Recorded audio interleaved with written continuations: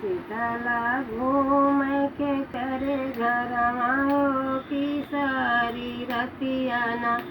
शीतला घूम के करे घरवा की सारी रतियाना। दियना जल सारी रात हो की के करे घरवाना। दियना त जल वही सोनारा के घरवा हो क्यों है सोनराना। मैया का गड़ा लबे दिया हो क्यों है सोनराना। मैया का गड़ा लबे दिया हो क्यों है सोनराना। मैया घूम घर घूम हो की के करे घरवाना। शीतला घर घूम हो की के करे घरवाना। दियना जल सारी रात हो की के करे घरवाना। दियना त जल वही मालिया के घरवा हो क्यों है मालियाना। मैया का गुहाला गजरवा हो क्यों है मालियाना। मैया का गुहाला गजरवा हो क्यों है मालियाना।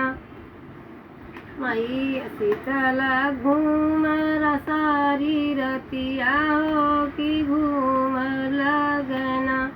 दियना जल सारी रात हो कि के करे घरवाना। दियना जल सारी रात हो कि के करे घरवाना। दियना त जल वही कोहरा के घरवा हो क्यों है कोहराना।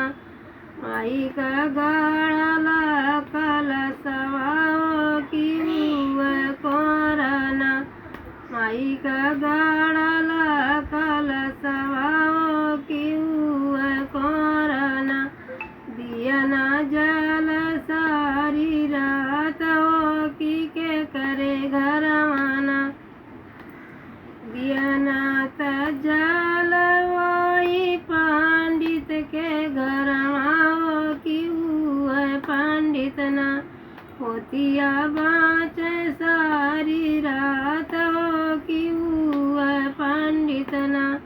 पोतिया बाँचे सारी रात हो क्यों है पंडितना। दियना जल सारी रात हो कि के करे घरवाना। दियना त जल हीरा के घरवा हो क्यों है हीराना। मैया के दैया लग किया वह हो क्यों है हीराना। मैया के दैया किया वह हो क्यों है हीराना। दियना जल सारी रात हो कि के करे घरवाना। दियना त जल वही बजा जवा के घरवा हो कि वही घरवाना। मैया के